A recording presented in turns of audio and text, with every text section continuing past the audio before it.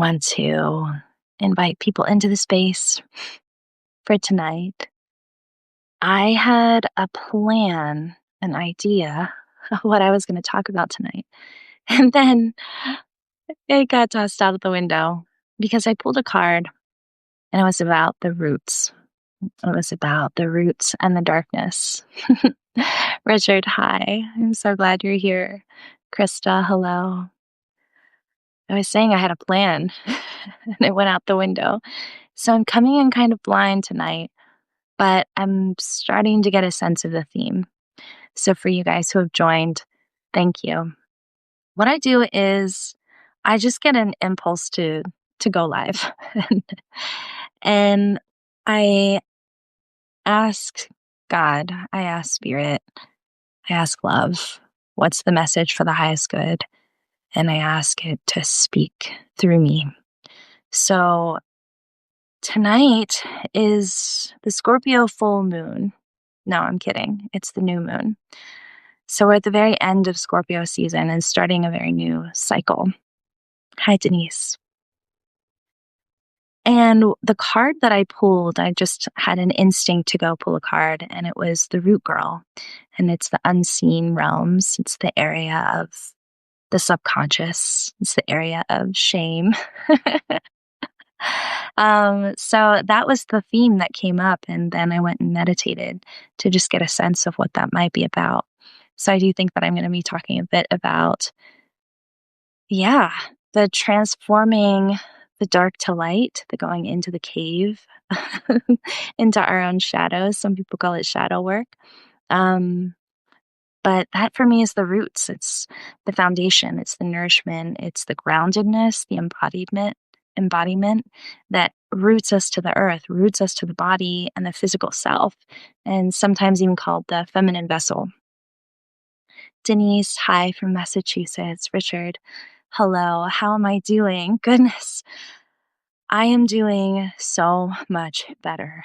For people who are just tuning in, I came in blind to this live reading, that's interesting, into this live, and really had no idea what I was going to talk about. And it sounds like it's going to be about the roots and the shadow work and the groundedness on this beautiful new moon in Scorpio, which just so happens to be the darkness, death, transformation, etc.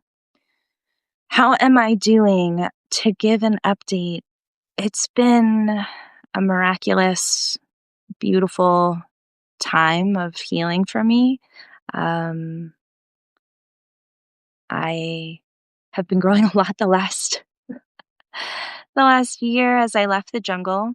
For people who don't know, grew up in Pennsylvania in a tiny town, moved to Los Angeles to work in corporate, left everything when I was 30 to find myself, as cliche as that is, and how needed and beautiful. Cliches tend to be like that.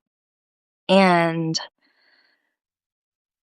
was living in Peru, building a life, building a family, had 3 little boys, had a guest home and lived with 500 people at the beginning, 2,000, I think, over the years.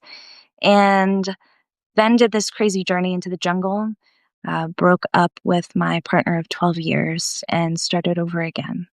So through that transformation, there's been a lot of shadow work for me to look at my self-worth, my groundedness, my stability, my connection to spirit, my purpose, all of those really easy things, really easy tasks with 3 kids. So, I've gotten my butt kicked over the last year, thinking that I needed to do it all on my own, thinking I know how to work, I know how to handle things, and so I'll just pick myself up again and pick myself up again and work harder and do more. And the lesson this year has been, don't do that. Like, do less and allow others in to my inner world, into what's happened, the challenges, the hardships, the reality of starting over again with so little, the reality of trying to get land and start a new dream just to have it be not what I thought at all, and really pick myself up from nothing after losing a lot. So, yeah, I kept trying to push and do as I advise others not to, but I'm learning right here with you. And I got pretty horribly sick. I broke a couple fingers. My kid's dental work and mine was in bad sorts. So to do all of that costs money. And the last 10 years, I've been exploring a world without money and without consumption and without things, almost to extreme levels, like one pair of shoes, only secondhand things. And now coming back to a middle way of coming back into the world, using technology again, and yeah, getting some of my roots and foundation fixed. So that is, I realize like I'm feeling nervous and I'm feeling clammy and my hands are sweating as I'm sharing this stuff because it's still so raw and tender and real time to be doing this. So I do appreciate you asking, Richard. And I'm going to scroll back because I saw another question. Dental, medical support, and school. Dental, we got a miraculous gift from a subscriber, actually, who felt moved to support us and help us get dental fixed. So we've been back and forth to the city, which is very hard on our very sensitive systems, to be around all of the noise and pollution and intensity of the city and feeling everybody's stuff bouncing off the walls. I really think that the vibration of the city is so fast and so intense, and people don't realize how much it affects them. But I very much feel how much it affects us. So we found a good dentist. We're getting the care that we need. We're about 3/4 of the way through. We're really close. It was a very, very hard ride to see how bad it had gotten. And again, very tender to share this stuff. My own guilt of not taking care of it, not being able to, going to local dentists who do their absolute best, but just don't have the supplies and the know how. And that is what is available to people in remote and impoverished areas. So we were getting our teeth up to date and fixed, but they all fell out. So then they're very deep, and to have the money to fix it has been a task. In terms of school, we are continuing to homeschool, but we do have connection with other homeschooling families here, which has been beautiful and helpful, and getting some support on that. But that's still up in the air. And I wasn't planning to share so much personal stuff, but talking about the roots and sharing what my story is, here we are. That's fun and uncomfortable for me. I'm literally sweating. I tend to keep things kind of close to my skin until I feel like I've been able to figure it out. And to do it kind of in the raw mess is not comfortable still.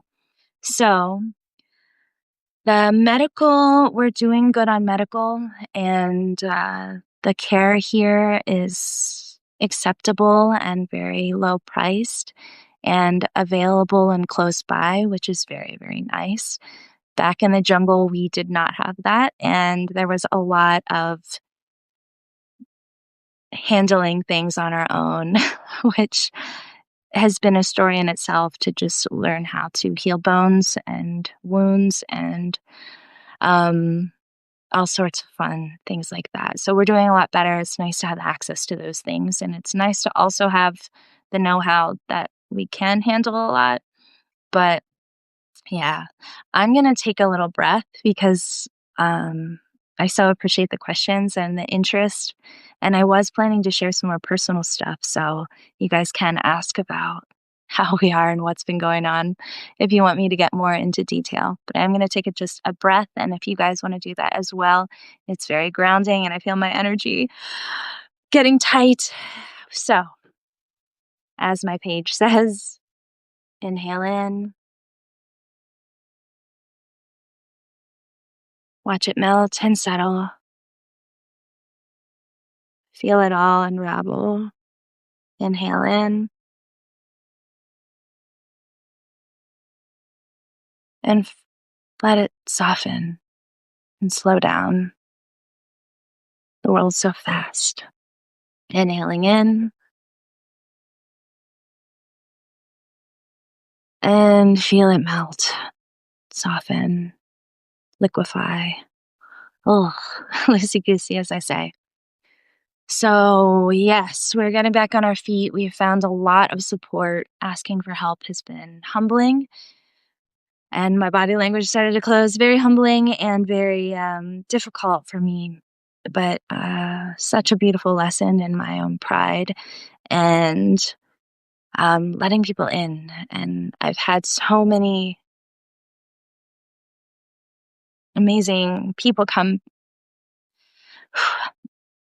back to support us, who said that I had helped them in some way or showed up for them in some way, and to know that what we put out is what we receive back is very real and on my skin. And in a lot of ways, it's easier to give when we're full and we can. And I've really tried to honor humanity, my friends, my family, and embody love and show it, and to receive it has been very moving, very, very moving. That we couldn't have done it without you guys, um, without people that have walked us through this. So thank you. Ah, I am gonna go through the comments, through these tender moments. Denise, thank you for sharing, knowing this feeling, and helped you realize that, yeah, we have traumas and that they affect us. It doesn't make us damaged. It just means that we've been human and hurt, and it has its consequences and impact on our lives. Um, so thank you for seeing me, feeling me. Thank you, Shifra. Thank you, Cindy. Lee, welcome. Cindy, so nice to see you. Rebecca, Lovejoy, Richard. So thank you guys for being here, and anyone who tunes in later. I am, yeah, a bit surprised at how this is unfolding, because the themes that I was getting was that it wasn't going to be a live that I had planned out or had bullet points. I was going to let it flow after having a meditation and pulling a card on the roots and the depth and the darkness and what it can teach us and show us and how it can transform us. And actually what I heard is so many people want to be seen, to feel heard, to feel understood, validated, recognized. But the hardest part about that is that it means all of it.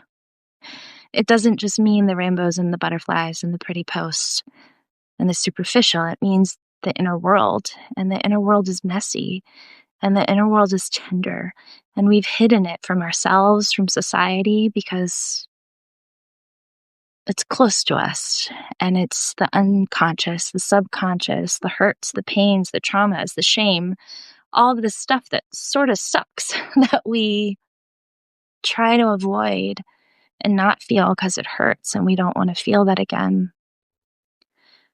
And so to be seen in all of it is the most vulnerable, tender, and I've always considered brave thing to do.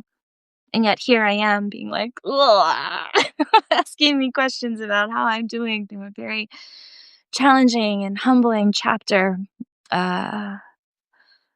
is the reality of it. So the roots are the embodied, lived foundation of being here, of being willing to see things that we don't always want to see, hear things that we don't always want to hear. The hardest part of this work is to be brutally truthful, for the raw and the honest and the uncomfortable and the messy and the snotty and the things that we usually hide. I had a guest house. I lived with many, many people. And it's really fascinating to live with people, really live and share space, share bathrooms, share kitchens, kitchen sinks. And everybody can put on a happy face for a few days. But then the real starts to come out. And people get sick and they get pukey and they stink and they're grumpy and they have a bad day. And you'll see people want to hide in their rooms. And fair enough, sometimes we need to retreat and just have some alone time and be with ourselves. But what's so profound about living with people is to see the real and see the beauty in it and see the reflection that we are all going through it. Any person who says they know more, they're good all the time, is full of it. And when you really live with people and you see the hurts and the tender, the ouchies, it creates this intimacy. It creates this bond, this deep, real, lasting friendship. And what's crazy is a lot of the people that gave back to me through this time lived with me. They were just guests traveling through Peru and landed in my guest house. And somehow, after 12 years, came back to support me, saying that it was a profound healing experience to just be allowed to be themselves. So I'm so grateful, and I feel like I learned a lot about being more real with people in the intimacy of home. Now we're going into another level of the public intimacy and what's right to share, what's not, and what's mine. So, hello, Jessica. Thank you for being here. Randy, you guys. So, I'm sharing a little bit of my personal stuff today, it turns out, and kind of linking in some old stories about how letting our walls down and showing our real has created deep intimacy, but it's also some of the most uncomfortable work to see ourselves as we are, to see others as they are.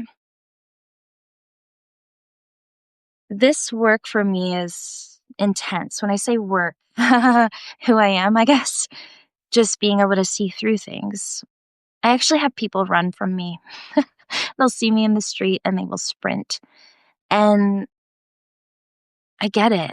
There are days that we just don't want to be seen in our mess, in our drama, in our story. And the thing about sitting with me is that I see a lot. I see the pain etched on people's faces, the posture of what's been carried, the shakiness, the voice shift.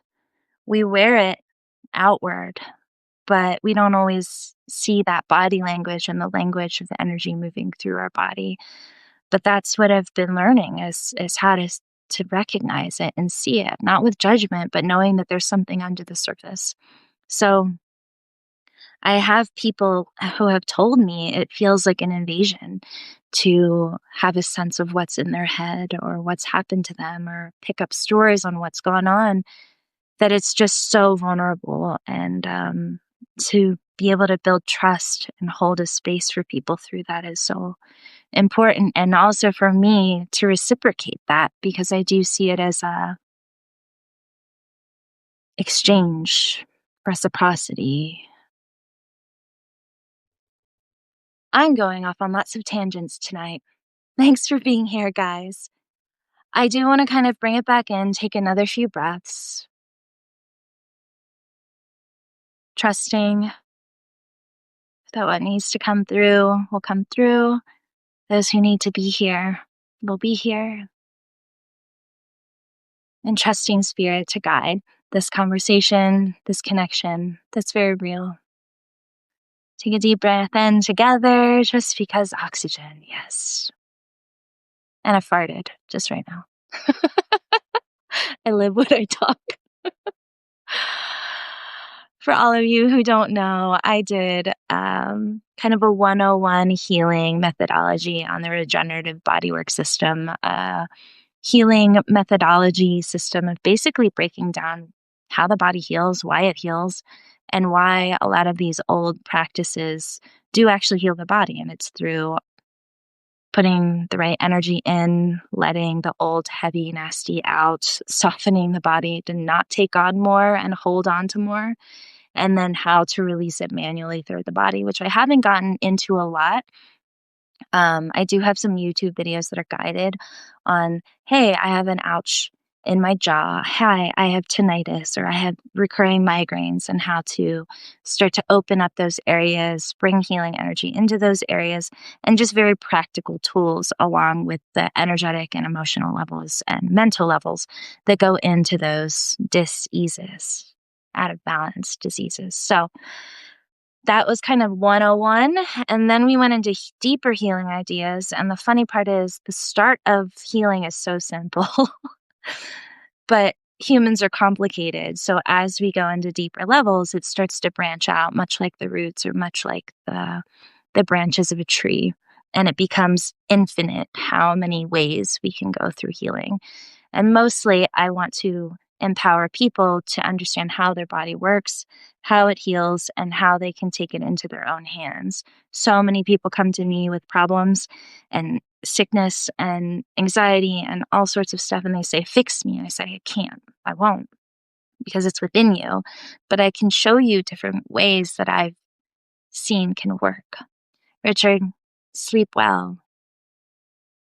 I want to just take a moment to send love to Richard. He is a poet, a writer, a thinker, a philosopher, and a person full of a lot of love who is going through a very intense journey of healing. To just send him love and send him healing, because it's very real. Lifting him up in prayer that he heals for the highest good of all, that he can be of service to the whole.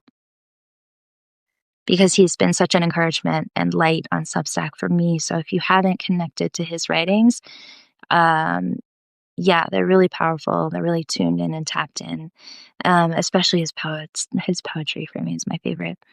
So he's here to go visit with the doctor to start pain IVs. So Richard, breathe through it, stay with it, and may be blessed, and may you be well. Rob, hi. I'm so glad you're here. I am just so glad to see so many familiar faces. Scott Patterson, hi. Thank you guys for coming in. So I do want to open up the chat, as I always do, for questions about illness, questions about patterns in your life, because these things tend to be collectively common. We think we're alone in a pain or an ache or a sickness, but these things, they run in patterns and levels. So feel free to add into the comments. If you want to do deeper one-on-one work with me, one of the things that I can do is really do a deep dive on energetic levels, practical levels, daily tools, and many, many other modalities. So that is open for personal work, but this is an opportunity that you can get some insight on some things going on with you. The theme for this evening, it turns out, is the deep work, the roots, the nourishment system, the foundation, the unseen, which is really that subconscious shadow stuff that for me is foundational. If we don't have roots, we can't nourish. If we don't have roots, a storm comes and we fly off. So the roots for me are really so multi-layered, but they're knowing ourselves, knowing who we are, what we aren't, so that we don't get confused about who we are if we take on other things, which we all do. It's our ancestry, it's our food, it's our connection to source and spirit. And for me, it's also very much the connection to the feminine, the vessel, the bringer of life in the material realms. It's very material and physical. I think of physics a lot, moving and informing a lot of this work, as mystical and woo-woo as it can be, that it's actually very grounded in logical and practical things. So that's the root work, but it's also the things that we don't want people to see. It's the things that we don't want to see ourselves. And so it takes deep bravery to go into the depths and the vulnerability and the traumas and the past and things like that to have new perspective. As they say, you like go into the cave, it's dark, don't forget your lantern, that's your breath, your gratitude, your love, and you want to make sure that you've got something to illuminate into that darkness. But I'm talking in a lot of metaphors and ideas, but if you guys want practical stuff, you can write it in the comments. Thanksgiving, yes, let us give thanks in this week and honor the ancient ones that came before this modern world. All right. I'm going to pull some cards. I'm going to pull some cards because I feel like I'm flying blind right now out in the internet live. Everybody can take a breath. I don't even know why I'm pulling cards. I usually don't know what I'm doing, just so everybody knows. The lost compass and getting back to integrity. Integrity. I'm just going to show this one. And if you're into this stuff, cool. If you're not, welcome. These are pictures and ideas, and they inspire me and bring out new messages. Integrity. All right, so we're here in the new moon in Scorpio, the end of an old cycle, the end, the death to the transformation. Now, what people don't understand is that we have linearized everything. That's very masculine. Start, end. But what I see is everything is a circle, everything is a cycle, where the end is actually the beginning. The death is the rebirth. It's the going into the cave, feeling all the feels, facing the fear, not seeing clearly, wandering around, scared, and then somehow facing the dragon and coming out with the elixir of life. So this is the myth of Ophiuchus, the hidden and lost constellation, if anybody doesn't know. But there's many ideas of this of going down into Hades and the underworld in ancient culture. So as we go into the depths, armed with love, armed with gratitude, armed with asking for guidance, because asking for help in the darkness is very important. What we find is a new perspective. We might go in with a story, I think it's this, and then come out with a completely new idea. For example, going back into like childhood trauma and blaming our parents and then realizing they were human and realizing we were innocent and realizing we needed love and to be seen. Like these things are all ideas, but when you really face that stuff within yourself, it is so real. It is full of so much emotion and anger and rage, and you go into that. You don't run away from it. You don't try to escape it. You don't try to numb it. You just face it. Yes, this hurt. This sucked. This was bad. That for me is the going into the cave.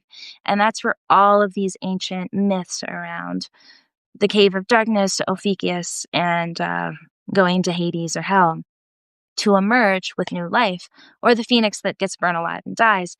All of these are metaphors for the inner work to be like, I went through some hard stuff. It affects me. It hurts real bad.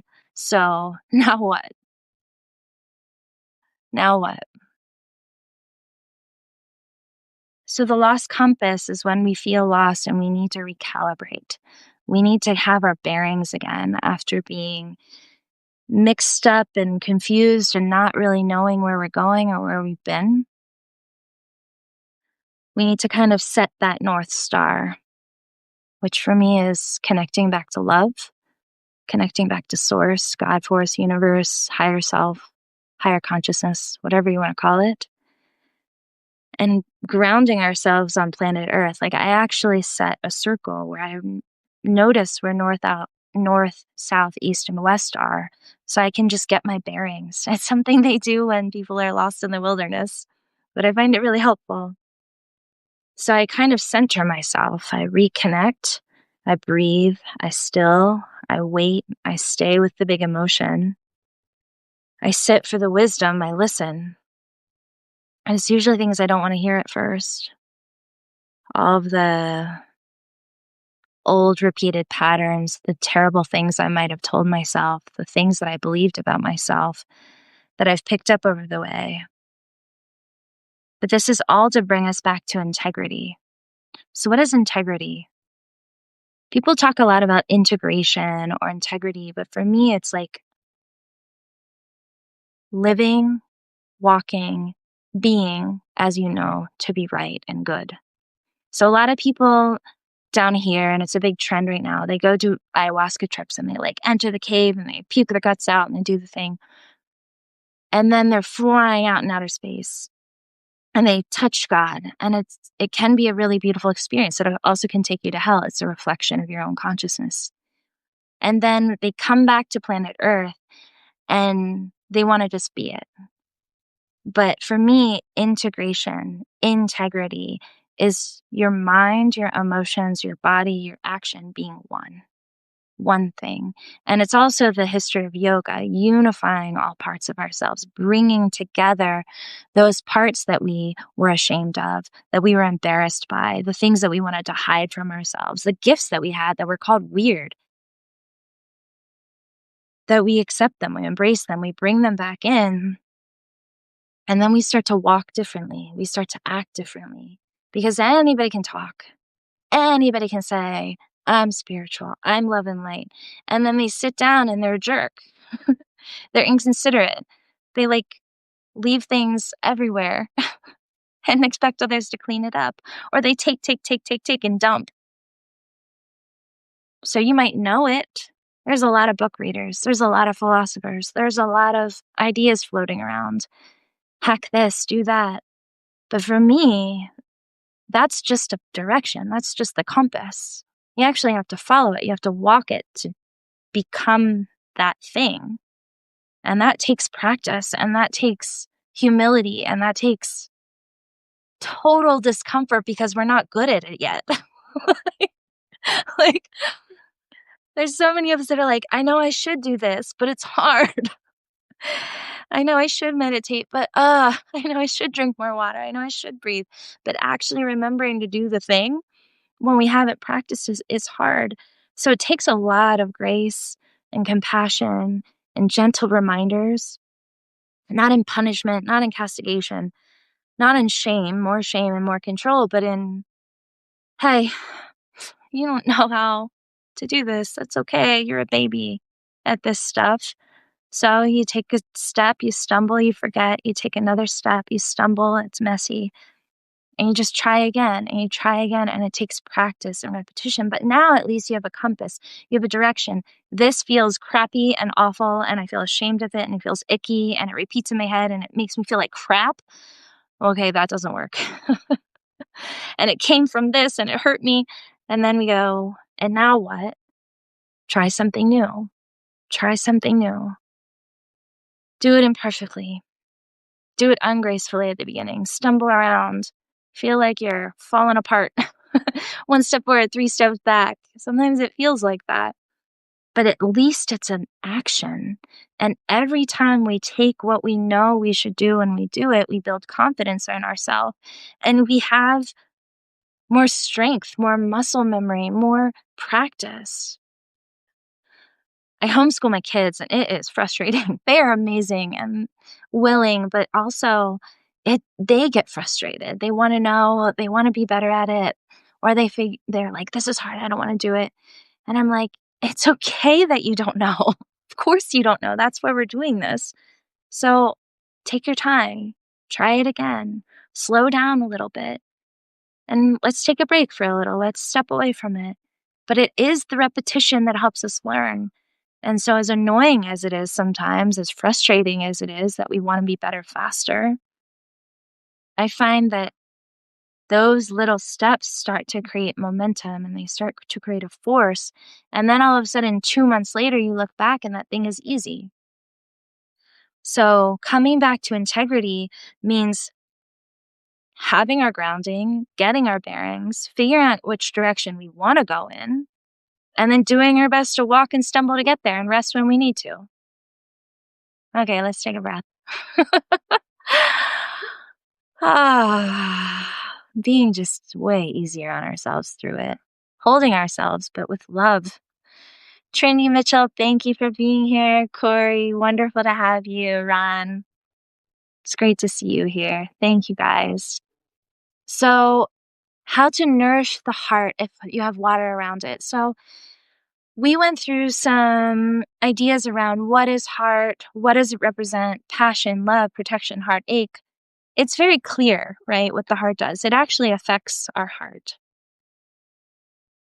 Water around the heart for me is a protection around. It's a sack. It's a boundary. It's keeping people away, trying to not let ourselves be hurt, not let ourselves be. It's a little of this.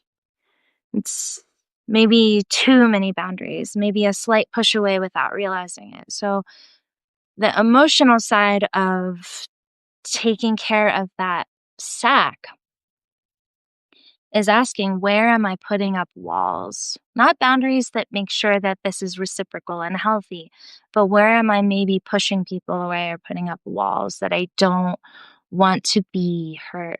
It's okay, Ron. Thank you for being here as long as you were. Anyone that needs to peace out, we all have lives. Go do your thing.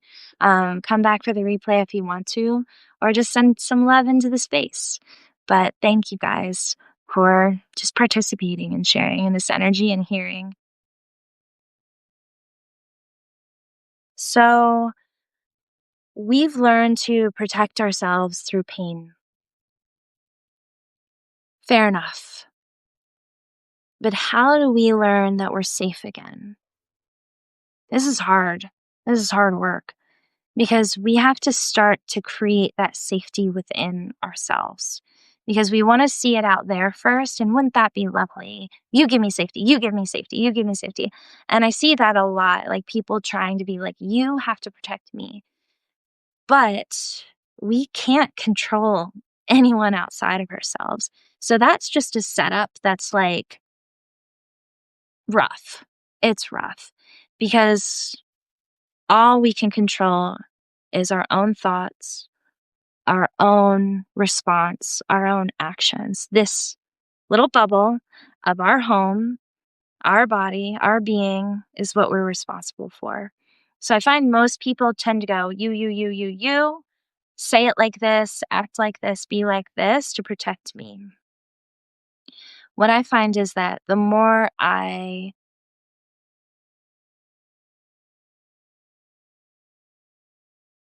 honor myself, listen to myself, be real with myself, the more I feel safe. Because all of us want to feel seen and heard, but then we don't self reflect and say, am I hearing how I'm talking to myself? If I did that to anybody, there wouldn't be a lot of people that would want to hang around. Am I listening to when I'm tired? Or do I drink another cup of coffee and say, get it together? Do I listen to myself when I don't want to go somewhere and I feel uncomfortable with it? Or do I push myself out of guilt, obligation, expectation, comparison? So these things seem hard because they're about self-responsibility. They are about owning our power to shift it from inside. And so when we've protected and pushed away, it's because we've been hurt, fair enough. So a lot of times forgiveness practice, really understanding where other people came from, understanding our part in it. What did I create? What environment did I create to have people hurt, betray? Did I set up people on pedestals and think they were perfect instead of realizing people are human? Did I give them all my power and expect them to save me, heal me, fix me, take care of me? Or did I say, hey, let's walk this together? And I have a part in that too, whether it's boundaries or leaving when we need to or letting people go. These things are hard. These things are not easy. This is real. This is the real work. The brutal self-honesty. What was my part? Not in self-blame, not in victimization, but just saying I had a role in creating this. I had a role in some place that I have an opportunity to learn.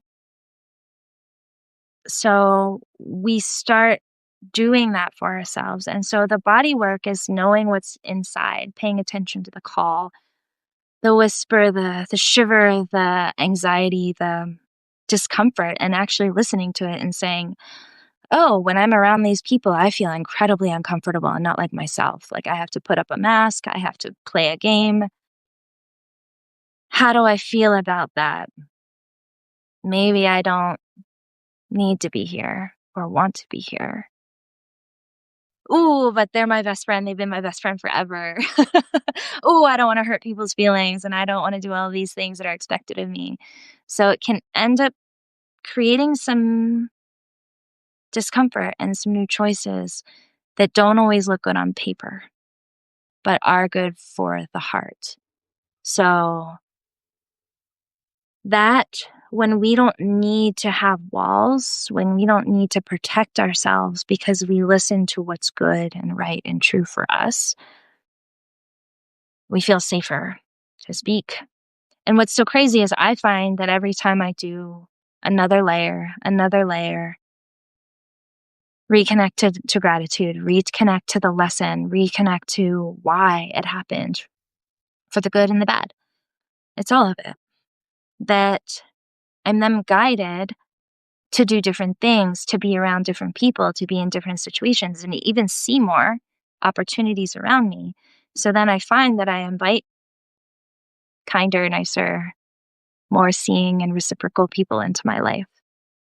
All right. So that was a long, windy, as I do, response to the sac around the heart and the fluid around the heart, that it seems that it's a protection mechanism of not wanting to be hurt, put ourselves out there, accidentally put walls up, and I'm burping. I'll do that sometimes. As I tune into energies, I actually help to release them as well. So I'm going to take a deep breath into my heart, and we can all do that because keep breathing. Feel the heart expand. Feel everything melt. See my energy settle back down. See your own energy settle back down. There's a smoothness, a soothingness, a calmness that happens with a breath or two or three forever. We don't need to protect when we feel safer within, and we make choices that are healthier, that keep us safe. And we invite others that see us when we see ourselves. Coming back to integrity, finding the compass, what guides us, our own intuition, our own feelings, our own body, all the things that we thought were weird or we judged or we criticized or we told, shut up and sit in the corner, not now. That's the voice that guides us home. Tuning into that by quieting down all the other voices, all the other noise, the shoulds, the have tos, the everybody's doing it, the comparison, the judgment, the doubt. They're loud. So we just catch them again. Notice it, catch it again. See it, catch it again. And each time say, hey, that one has a little less momentum. That one holds me less.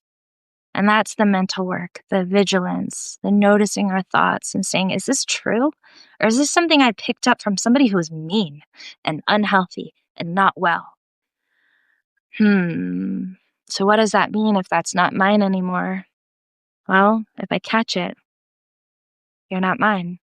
So when those old thoughts cycle, and that's what this sign is, cycling thoughts.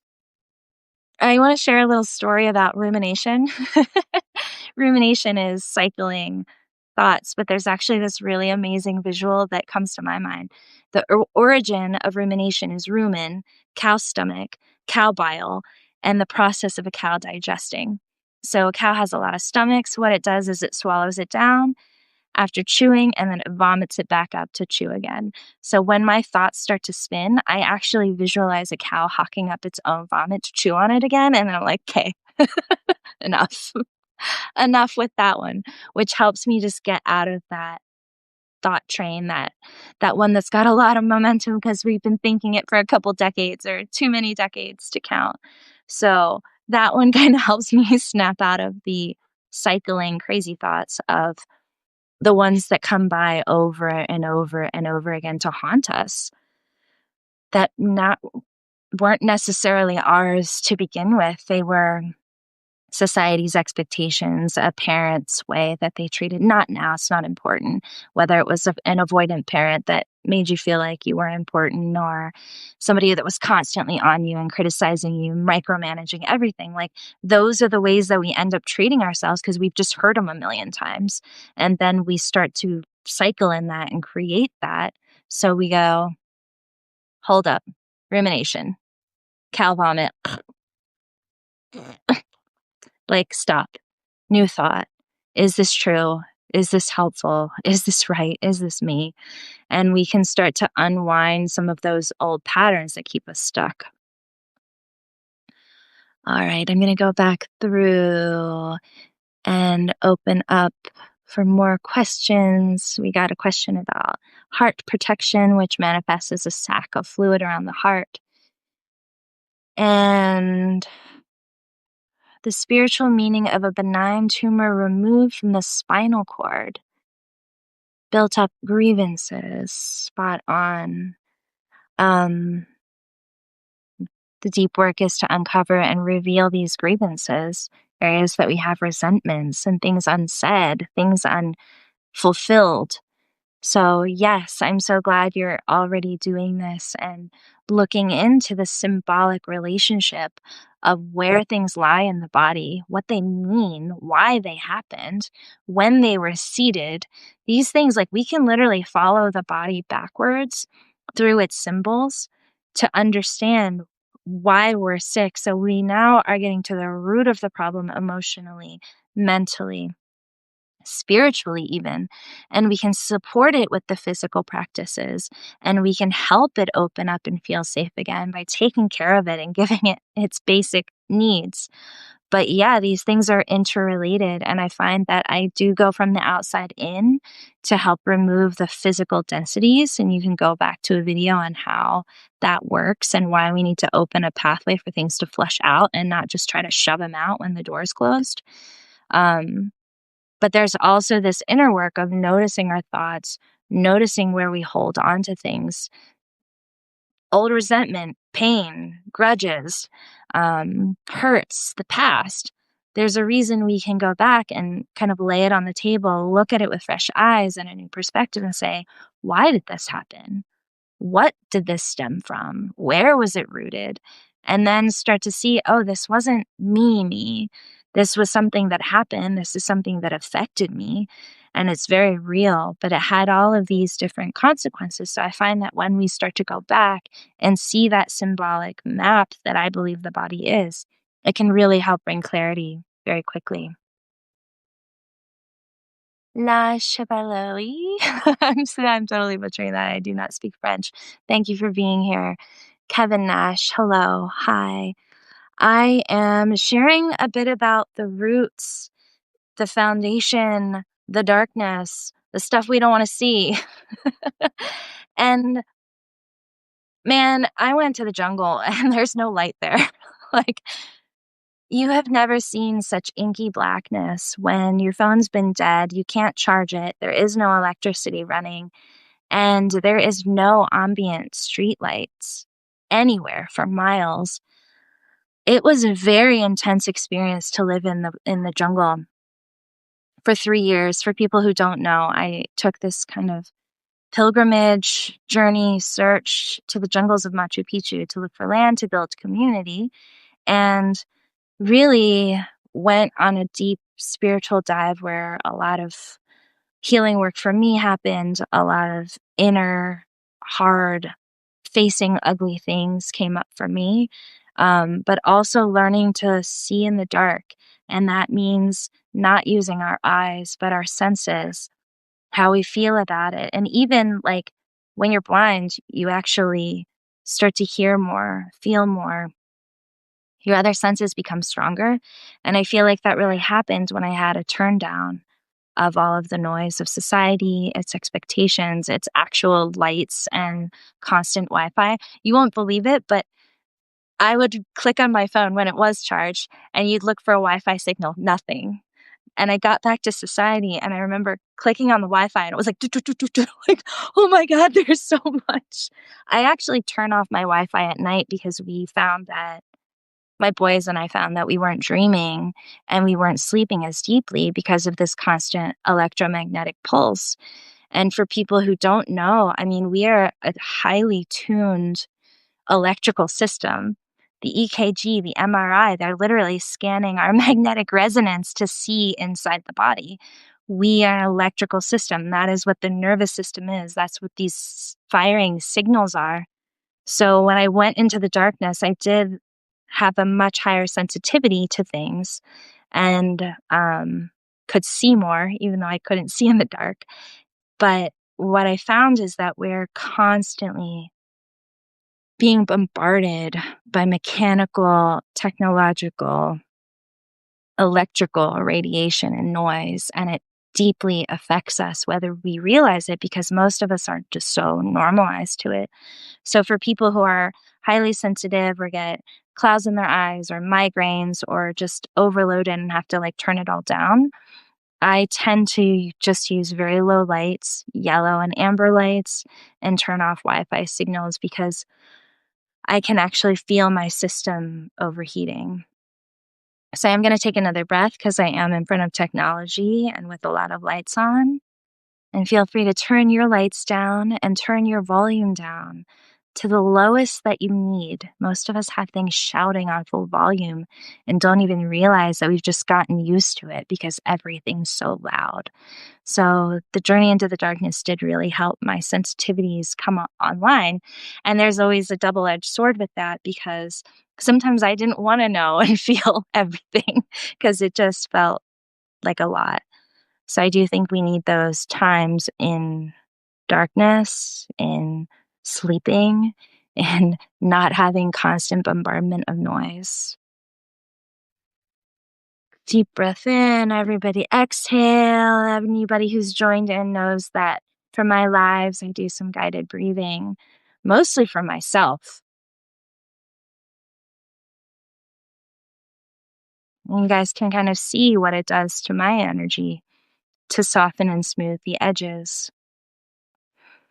As breath will reset the nervous system, calm us down, turn off the fight, flight, freeze response, bring in more oxygen to regenerate the cells. And it is why my channel or page is called Hey Friend. Keep breathing. Because we have atrophied lungs that don't get enough. Notice your breath right now. How much oxygen are you taking in on a normal breath? Was it 5 seconds or was it half a second? What's your current lung capacity in your normal breath level? Bunions reversible, 100%. Yes. I just got a question about bunions. So, all right, bunions, let's get into feet, root issues, hey? Feet are roots, are a connection. There are life path. There are integrity. Are we walking the thing that we say that we're walking? In reflexology, the bunion is the thing that connects the big toe to the foot. Um, it can be neck and communication, shoulders and support. It tends to be this area right around here. Sometimes overthinking head, overheated head, too many thoughts, spinning, spinning, spinning, spinning, never being able to turn off. Having a hard time calming down, go mode, go mode, go mode, push, push, push. So that's when I find that, like, if anybody doesn't know what a bunion is, it's the big toe bone that sticks out, but it's not a bone. It's calcification of the joint from repeated stress. It's also the shoes that we wear that rub, rub, rub. And bunions are reversible. I've helped a lot of people remove bunions. It is not pleasant. It can cause a lot of pain, especially if they're big. Step 1 for bunions, soak the feet, soften the feet, start to detox from the feet. For people who haven't seen my other healing videos, there's a lot of very key things that we can do with our hands and feet to help let go. and help ground us. But also they're the sweat points is where toxins try to leave. And if they're closed, everything else kind of backs up. Soak the feet, and then there's a few different exercises. Am I going to get into it right now? Who wants a foot review? Am I really going to do this? Put my feet on the live? Let's do it. Okay, sock off, foot up. Hello. Um, so bunion, this guy right here. Is it dirty? Probably. Whatever. This is the bunion. Okay, so it basically starts sticking out. So rolling this and pulling it out. So you actually pull the big toe out and you just start to grind away at that joint. So that joint is the joint between the head and the body. It's being disconnected from our body and it's being up in our head all the time. So that is the emotional and mapping symbology of feet. We're going all over the place today. You guys can ask some questions. The other one is to put the foot on the floor and roll the foot over that bunion, actually grind it down. So I will smash my feet on the ground and I will roll them into the ground and I will push and start to break up the dense tissue that's gotten hardened. You can also, you'll start to notice, this is a strange one. You'll start to notice that when blood starts coming back into that area, the skin will regenerate and you'll actually find that calluses start to fall off. So you want to add in some exfoliation because you'll actually see that when new life force, blood, oxygen, energy gets into that area that was once hard that nothing could get through, the skin will start to come off. So I add exfoliation.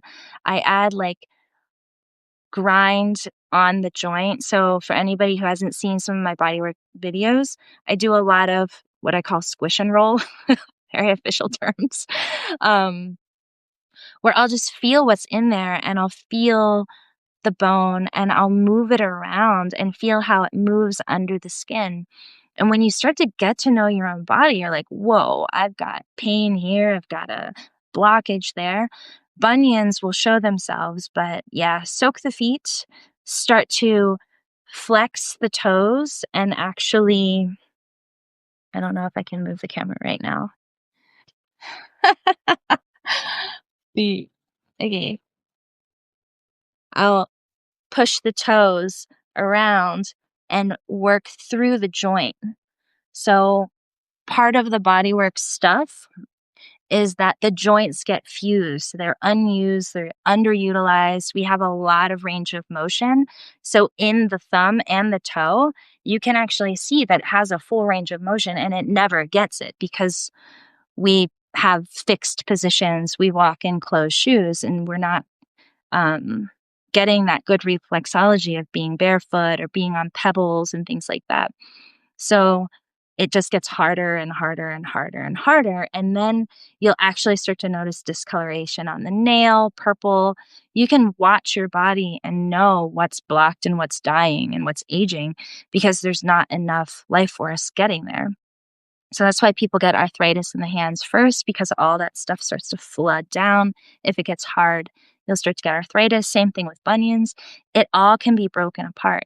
So the bone cracking is going to be really big for breaking up bunions. So anybody else who wants to get their foot health and even like I've had people's toe fungus heal. I've had people's bunions reverse, arthritis completely removed, and it's just breaking up the dense tissue. I know it sounds overly simple and people don't always believe me, but when you actually just start to work on your knuckles and grind them and roll them on a table and do the same with your feet, you'll just start to see they crack and pop open, the swelling goes down, the fungus removes, the calluses start to fall off, things like that. So happy to share on bunions and heart health. Hi, Quiet Arkansas Mama. Jonathan Potter, I'm so glad you're here. Jan, I think. I'm probably saying that wrong, but thank you for being here. Really glad you guys are hanging out tonight. Please feel free to put into the comments, hey, how do I get my eyesight back online? How do I reverse gray hairs? I've got this shoulder thing. What can I do about this or that? Add them below. I'm happy to talk about it. We just talked about bunions and how to break up that calcified tissue from an unused joint that's related to being a lot in the head, not enough in the body, and not being able to kind of turn off, slow down, exhale. So all of those levels and layers will help with that. But if you have other questions, please feel free. I'm also opening it up to personal stuff. And if you have questions about what I've been going through, ask me anything. Yeah, it's just an open conversation. So I have been kind of coming back to root issues, unseen issues, trauma, all the fun stuff. And honestly, feet are making sure that we're rooted and we're grounded and we're paying attention to our body and our extremities. So let's just check in with any other questions. I don't think I said hi to Peter or Ron. Thank you guys for being here. Adrian, hello. Kevin, you guys are amazing. Josh, hello. So we're doing an open live tonight with a general theme of rootedness, what it is to do foundational work, which is being super honest with ourselves for the things that we might not want to see, and the foundational work of fulfilling and helping our basic needs of hearing ourselves, validating ourselves, loving ourselves, being kind to ourselves. We all need that, and yet we don't always give that to ourselves. We want it from everyone else, but it is a hard thing to remember. So we did get into, as we're learning new ways of doing things, to be really gentle on ourselves and encouraging with ourselves so that we can show up for it again. This is hard work to shift patterns in our life and things that have been going on in the world for eons. So it is brave work indeed. I'm going to take another breath because my energy keeps speeding up in these Substack lives. Y'all live in a very fast world. And I notice that slowing down means that it's less trips and falls, less cleanup. I find that slow, stable steps, and that means in my own breathing, in my own way of being, it helps me to notice, pause, recognize, and not have so many trips, falls, and missteps. So the breath does help to soothe, ground, bring down from all of that escalated, yelly, fast energy out there. So that is going to root us over and over again. Deep breath in, using that sound, which I shared before is for me the mama sound, the material, the om. It lands us, it helps ground us. And it's that sound of soothing. I like pretend to hold my baby because I did that a lot with my kids to help them sleep. I gotcha. I'm here. I hear you. And as soon as I would bring my energy down, and a lot of people bounce babies, I'm like, that seems intense for them. I found that if I would just softly roll and bring my own breathing in and soften, they would just follow it and they would fall asleep. And now my boys fall asleep in 5 minutes. 7:30, 8 o'clock, they're down. And same thing for me. I had insomnia and I had to do that over and over and over to just slow my thoughts down, slow my breath down, slow my way of being down. And I would find those pauses, that oxygen, that calm center would just make everything easier, really. Oh, that's funny. I just pulled the card. Heart home.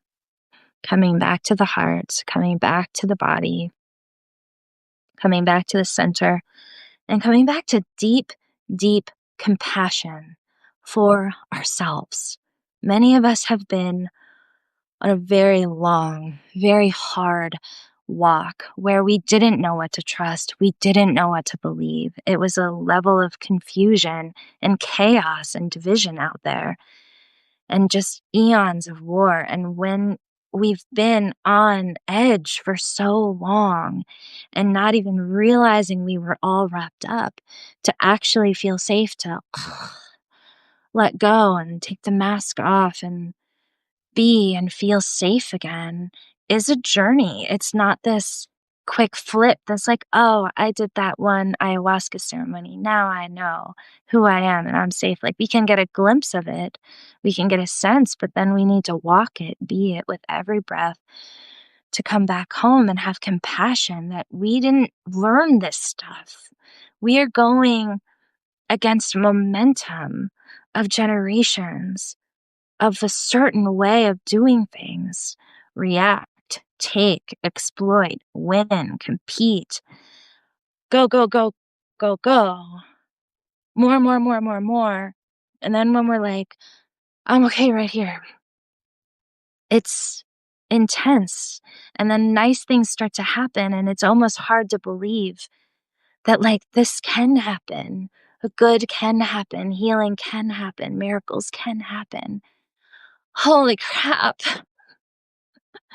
It might be real, but it's only happened a couple times, and we've had 1,000 times where scary stuff happens, and deception and betrayals and loss and grief and curveballs and shocks. And so to settle in to that new sense that I might actually be feeling better, I might actually have hope, I might actually be doing this, it's brave work, and we can have compassion that we didn't know how to do it. It does take steps and time to feel like we've got this. But I've been working on breathing for like decades, and I feel like I still suck and forget all the time. So if you're like, why can't I remember to breathe and do the most basic thing? It's like right under my nose, and I know it'll do good things. It's a training, it's a retraining, it's a remembering, breath by breath, one forever, and to be compassionate that we didn't know. So, thank you guys for the love and the hearts and the being here and sharing this space. Um, if you guys came in late and are interested in doing the review, we went over some heart health, symbolism of the heart. Again, it is so important to come back to the heart. It beats 100,000 times a day. It keeps us alive. It pumps us with life force and oxygen. It is our center. It is in every symbol of every poem and every ancient text that this is where the love is. And we so desperately need more love. I know a lot of spiritual people who are like, it's a battle, it's a battle, it's a battle. And I'm like, I don't know. I feel like we've had enough battle. I don't know that that works. It just feels like more bloodshed and division and impact of and consequences of terror and fear and loss. And I don't know that we need more of a battle. I feel like we need more peace. I feel like we need more love, starting with the breath that fills with love, and starting with being that peace and love within ourselves and then acting on it. I know it seems simple, but I want to give everybody a little bit of hope. Maybe this is the closeout. I don't know. Everybody thinks it's too small. My little action's too small for global revolution or change or helping the war over there, or helping all the hurt people and the poor people everywhere. I mean, there's pain and suffering everywhere. What can I do? What can I do? It just feels too big. But here's the thing. What people don't know is that life force is exponential. Example one. when you have one cell meet another cell and that creates life, that turns into 2 cells, and that turns into 4 cells, and that turns into 8 and 16 and 32 and 64. This is exponential math, doubling on doubling on doubling. So your baby's like invisible, then it's like the size of a bean, and then it's just so tiny until like month 6, month 7, month 8, month 9. You don't really start seeing a whole lot until the end, because that last double, it is an explosion of life. So one breath, remembering, another breath, remembering peace, calm, non-reaction, thinking, logic, love. And then we act from that rather than reaction, division, more of a mess. Oh, I just flipped out on